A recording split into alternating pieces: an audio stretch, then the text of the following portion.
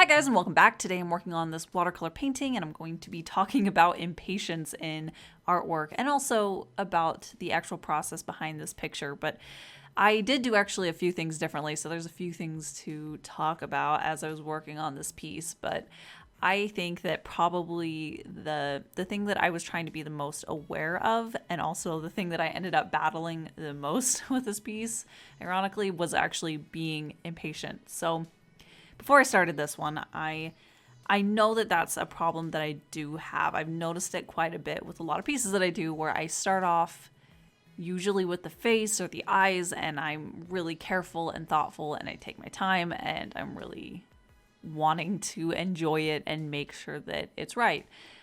And then as time goes on, I realize I'm starting to get more and more rushed and impatient because I'm working on things that I'm not as interested in, not on purpose, obviously, but as I'm starting to work on things like the clothing details and things that are a lot less of the focal point for a piece, it becomes something that I start rushing through. And I didn't really realize that I did this that much until I realized it in my sketching. I would really focus on certain areas of a sketch and I really enjoyed it. And then I would finish the sketch and then be annoyed at why it wasn't what I had in my head, why it didn't turn out right. And then I started noticing that it's because I started getting rushed and sloppy as I was working on it. So that is something that since that kind of became obvious to me, I've been really trying to focus on with all my pieces, but this one in particular, I'm just trying to think about it and make sure that I take the steps. I have really noticed that painting skin is one of those elements that surprisingly, it sounds like one of those ones that I would really want to take my time and make sure that I enjoy it. But in a lot of ways, I end up jumping past it too fast and I try to get too much done too quickly with things like the skin where it should be built up over lots of different layers, particularly with watercolor. This is specific to watercolor, but where you can achieve this really luminous look that skin actually does have because you can see through the skin and see certain details. Anyways, so that's something that should be really focused on and I should be spending a lot more time on it and I don't, and I wanted to for this one. So when I went into this piece, I was focusing on that, on just being really light-handed with how I was building values. I've also kind of realized that I think the impatience that I have, which I hate. I hate that's something that I've let control a lot of my artwork. But I have a feeling that a lot of us probably have this problem, that it's most artists probably from time to time or all the time have things that they just rush through, that they zone out and they just want to get it done with. But anyways, I have noticed that I think in connection to that is that with watercolors, and this is really dumb because I should be doing it right, but with watercolors, generally you should work light to dark. So you should build the values up and then the last washes that you do should be the darkest, theoretically. That way you can really control each layer and then it becomes darker and darker. And when you put really dark paint down, you can't really lift it up as much or counter it and balance it. So that's a lot of the reason why you tend to want to do that. But I've realized that when it comes to painting skin, a lot of times I will go right in with the shadow layer almost immediately. And I think it's partly because I have this impatience that I want to see immediate action on the face. I want to start seeing it take form. But also I think it's a little bit to do with I love doing glazing on top of other shadows and shapes and then being able to do a glaze of light color over it and watch how it transforms everything. So I think it's kind of both, where I just want to get results quickly. But anyways, that was one of my first things working on this one, is that I tried to make sure that I built up the values the correct way in the right spectrum from light to dark. And I was much happier with the result that I had here.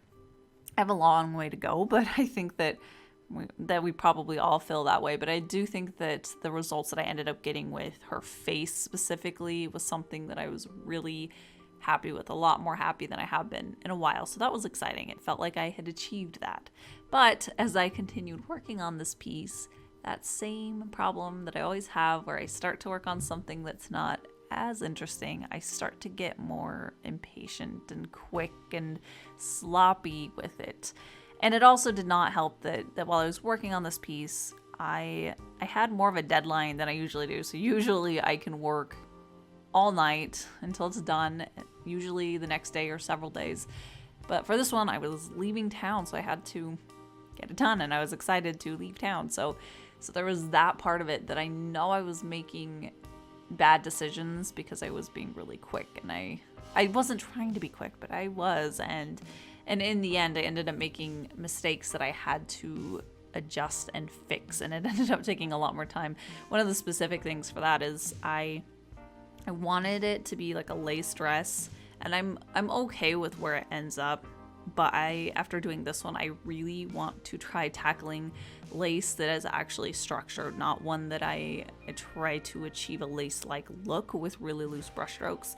So that's, I think, on my list of something that I really feel like I need to actually figure out and learn. But anyways, for this one, I wanted it to be kind of like this loose abstract version of lace, and then it ended up losing a lot of the dimension, and I eventually go back in with a white, I think it's a charcoal pencil that I put down, and I tested it out and I blended it out with a brush, and it had this like soft, hazy, glowy look, and I thought it looked so cool, and it did on its own. But then I think I filled in too much with it, and because it was white on top of black, it just was really contrasted right down at the bottom of the piece in an area that really should have been secondary when you're reading it.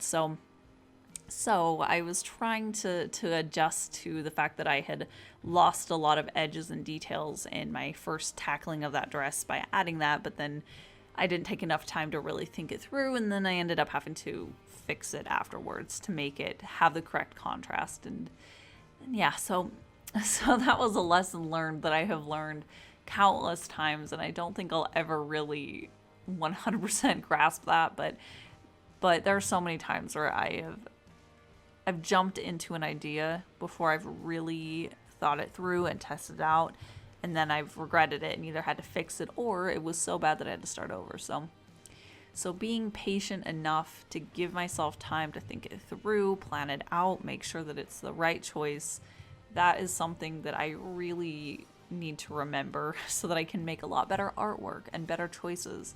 Oh, but I do want to talk a little bit about the actual process that went into this piece.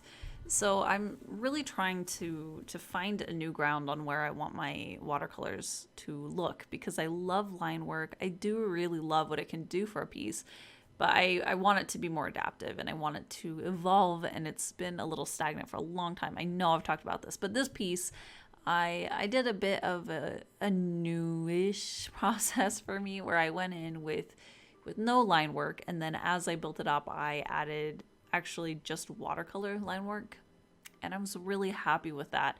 I got a few different liner brushes, better ones than I've had, and my plans really are to try to take a lot better care of those brushes. That has been my biggest hurdle, I think, for doing like brush line work as I'm working on a piece, is that I want very controllable and thin line work that I can build up. And with really tiny, thin brushes, one of the big problems is that they start to fray and warp a lot quicker than, say, larger, thicker brushes. And I am definitely one to not take good enough care of my brushes. So for these, I'm trying to really baby them and make sure that I'm washing them out afterwards and reshaping them and putting conditioner on them and all that stuff. So this feels really exciting because it has the potential to really achieve the look and the feel and the execution that I want, and it opens it up to really be something a lot more creative. So I'm excited. I think it'll be good. It'll lead to newer, better things. Another thing also, now that I'm thinking about all the things that I was impatient with in this piece, is I wanted shards of like her skin where it had cracked open behind her, and I had that in the sketch. And as I was watercoloring this, I was just too lazy to use I totally forgot what it was called. A masking fluid. There we go. A masking fluid on the areas in the background that would be these cracks or these broken pieces of her skin. There we go. And really, I should have gone in there and masked them out. That way I could paint the whole entire piece, peel up the masking fluid, and then paint her skin like the rest of her skin. But for this one, yeah, I just didn't do it. I ended up going in with gouache that I mixed a little bit of the watercolors. So this was the artist gouache. There's two different kinds. There's the acrylic, which is acrylic based, and then there's artist, which is not, and it's 100% water soluble. You can actually wash it off after. It won't really dry any permanence. But anyways, I added watercolors to that way it would have the same color family as her skin, and then I added those shards back in. So in the end, I do think that I really needed it. I really wanted this piece to have it, and there was a point where I was thinking, oh, I just won't put it in because I kind of missed my chance, but I'm really glad that I put them in there. It would have been better had I taken the time at the beginning to actually preserve the paper the way that it needed to just do it with watercolors, but that's okay. I will remember that next time, that is something that I value and that it's something that's worth it. And this piece is actually going to be the Patreon exclusive postcard for March. So after March ends, I'll be sending these out to all of my $10 and up patrons. So if you'd like to get a print of this and this one time that you'll be able to get it, then make sure to go sign up for 10 or up. Over at my Patreon, there's a link down in the description. I'll also have a link to my store where I will have the original of this painting available, so you can own her if you'd like, or check out all the other prints that I have available there. And that is it. So I will be back on Wednesdays or Saturdays with another video. So thank you so much for watching, and I'll see you then.